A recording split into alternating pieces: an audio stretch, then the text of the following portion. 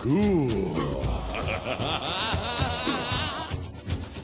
Roll back the ride to the dawn of time when the earth was smoking and the lava flowed. We're back! A dinosaur story. If you would go ask anyone about an animated film that would star dinosaurs, you'd most likely get a variety of answers. You got the Land Before Time franchise, Pixar's The Good Dinosaur, that Disney film from 2000 that gave us that awesome ride at Animal Kingdom, the one where the dinosaurs can't f***ing shut up, and this ugly piece of crap.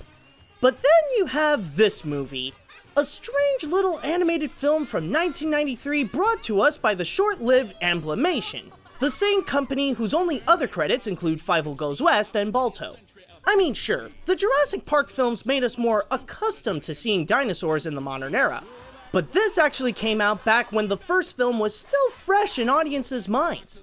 And yet nowadays, this movie seems to be hidden in the midst of all the other animated dinosaur films. Why is that? Does that mean I made an archaeological style discovery of an amazing animated feature? Or am I going to passionately hate this as much as John Malkovich does? Let's find out. The story. As the movie begins, it presents an amazing setup for this great idea for a story. It explains everything from how the dinosaurs became sentient, to the guy who was behind this idea, to revealing what is their ultimate mission. It was a fantastic introduction to both the characters that we're prepared to know about and what would be their journey. And then once the dinosaurs land onto New York City, that's when all the potential goes down the drain. In fact, when Captain New Eyes dropped the dinosaurs, he forgot to also drop a story about them. Yeah, that's an important thing to know about this movie. If you're expecting a film about dinosaurs in the modern era to be about, well, dinosaurs in the modern era, oh, you'll be in for a big surprise. What this movie is actually about is this boy named Louie who's running away to the circus that turns out to be evil and accompanies these talking dinosaurs in New York City. And that's it. Oh, and they decided to bring in this girl just for the sake of variety. I'll just say right now that this movie could have been so much better without those kids. I'll explain more about them when I get to the characters, but it's because of Louie and Cecilia that it suddenly becomes your typical non-Disney animated film of the 90s. I'll give it a pass for the whole characters in New York City trope because it was made before it fully became an annoying story cliche, but I can't forgive it for doing the usual 90s animated plot points like the one musical number, the wacky chase scene, and meeting the goofy comedic character, especially when most of it feels like filler.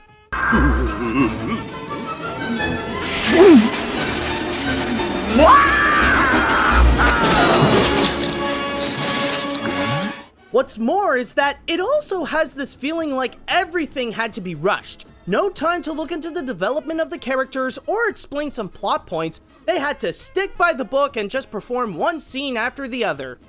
Funny enough, the movie rushed itself so much that it ended up becoming a 70-minute movie. So yeah, this is one of those films that just come and go so quickly. Just when you think the movie is preparing you for an incredible story, it just takes it all away and leaves you with what feels like nothing. The animation. The only way I can describe the animation is that it's good, but it's also weird at the same time. Like, you could tell that these are some talented animators, but some of the visual choices don't really make sense. If I have to get the weird one out of the way, it's the character design. On one hand, many of the characters look great, like the kids, Professor Screw Eyes, and Captain New Eyes have this stylized with a little bit of a realistic look to them. But then you have the dinosaurs that are a bunch of giant cartoons. It's even weirder when you see them transform from something that came out of Fantasia to a Looney Tunes character.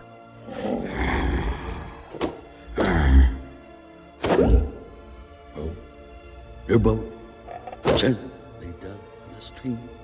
The best way to put it is that it shares the same visual issues with The Good Dinosaur, where you have these cartoony characters feel out of place in this mostly realistic setting.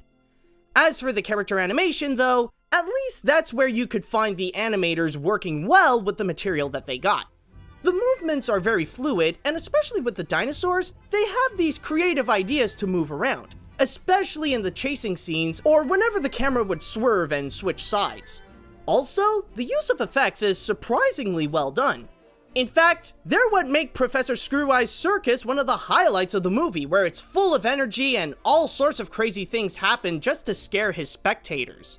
However, if there are some issues with the animation, I would say that the setting of New York City does mostly feel like a generic city with a lot of recognizable ads, and the use of lighting is a bit off. I mean, sure, I do admire the attempt to make the characters look more like they have depth, but something about the shadows on them feel like it might need a bit more work. The animation can have some of its quirks, but at least it was put to good use. The characters. Because the movie would rush itself just to make it 70 minutes long, it doesn't have time to flesh out some of its characters.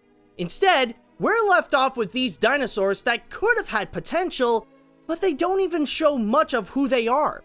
Rex is the one with the big heart, Elsa is the flirtatious lady, Woog is the hungry guy, and I'm not even sure if it established Dweeb's personality to begin with. But those aren't the actual main characters. That would have to go to these kids no one asked for.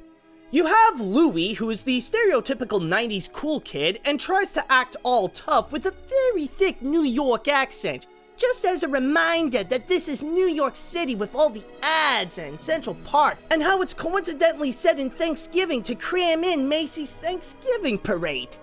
Also, you got Cecilia, whose role can only be described as both a love interest for Louie and Lisa Simpson, mostly because she's just a goody two-shoes, and voiced by Yardley Smith. This brings up possibly the biggest issue of the film, that the spotlight is stolen to not just a couple of kids, but a couple of uninteresting and kind of bland kids. They offer very little to the feature and are only stuck being their own annoying archetypes that makes it difficult to relate or to even find likable. Hey, you can't take a step back from those kind of creeps. Oh, Louie, you're very brave. Yeah, well, get off it. Come on. Oddly enough though, there are a few characters that are more fleshed out than the heroes, and they are the old men.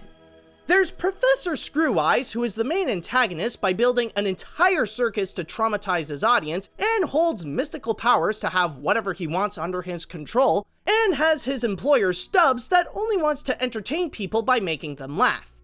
And then you have Captain New Eyes, who's more like the opposite of Screw-Eyes, where he wants to help people by fulfilling wishes with a loving heart, numerous of crazy inventions, and an annoying sidekick named Vorb. These characters actually work out well, where you have a threatening villain, a sympathetic assistant, and a lovable father-like figure.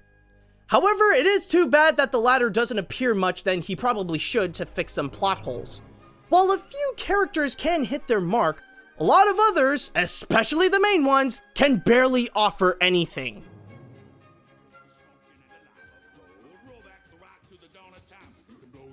I can't help but feel like this is a massive disappointment. We're Back, a Dinosaur story, had so much potential with a great opening that sets everything up, some nice animation, and characters that could have been interesting. However, it ultimately decided to throw that all away to fill the rest of the movie with very little story, and make it about a couple of uninteresting and annoying kids with a series of pointless and rushed scenes just to only have it be a little bit over an hour. It could have been something that would be both creative and timeless, but it ended up as just a poorly crafted product of its time. If you really need a quick fix of hand-drawn animated dinosaurs that's not The Land Before Time, then I guess this would be for you, but honestly, I don't really see the need of watching it. I mean, to paraphrase Roger Ebert, you get more substance by playing the game based on the movie than the movie itself. Overall, it just ended up like it's Macy's Thanksgiving Day balloon. It starts out pretty grand and awesome, but then it suddenly bursts its head and have it dragging for the rest of the show.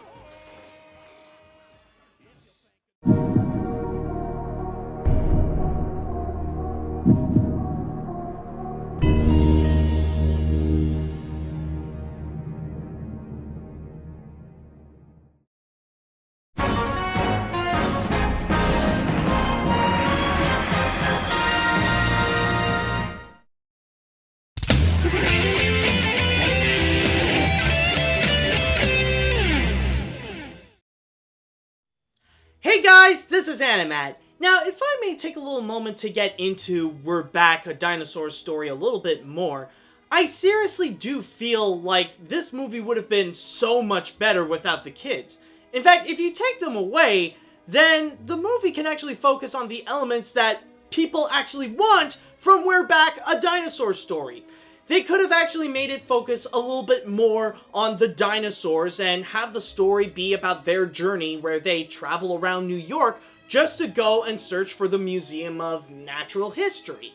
And then when you get other characters like Professor Screw Eyes, you can make his part where he knows about the whole mission that his brother is trying to do to fulfill wishes, so he wants to try to go and capture the dinosaurs and stuff like that. There are easier ways around it to craft a better plot. Or if you really need to have those kids, then you could just make them like tour guides of New York City. Like, they know the place more than the dinosaurs would, so they would need his help to move it around. Don't make the kids the main characters, just have them the side characters. Also, it shouldn't be afraid to be a little bit longer. I mean, it just barely passed the feature length mark.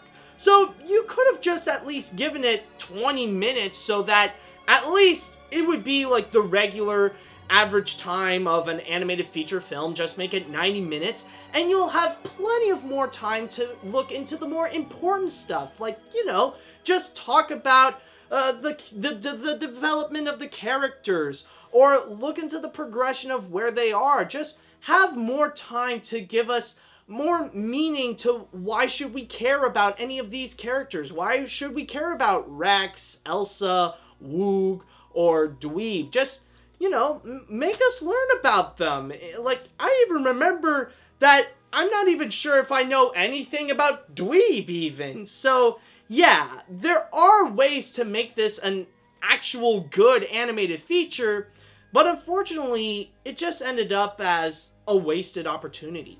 But anyways, that is pretty much it with We're Back, a Dinosaur story, and now it is time that we shall move on to a Patreon request. Yes, we're going to be going into one of those now, and this time, I actually got a request from Nick J. So I just want to mention beforehand that if you guys would like to be like Nick and you want to go and support my work while getting some awesome rewards at the same time, including getting a review request, well then all you have to do is go to patreon.com/animat. But at the same time, if you guys would like to suggest an animated film you would like me to review and I shall go and put onto the animation hat, then all you have to do is write me an email at animatsreviews@gmail.com. So, with all that said, what is it that Nick requested me? Well, I'll say this right now, you guys are going to be thanking Nick because this one is actually a highly requested review. But not only does he want me to go and review this movie, he wants me to ultimately answer the big question. Who is the man and who is the monster? We'll find out soon enough.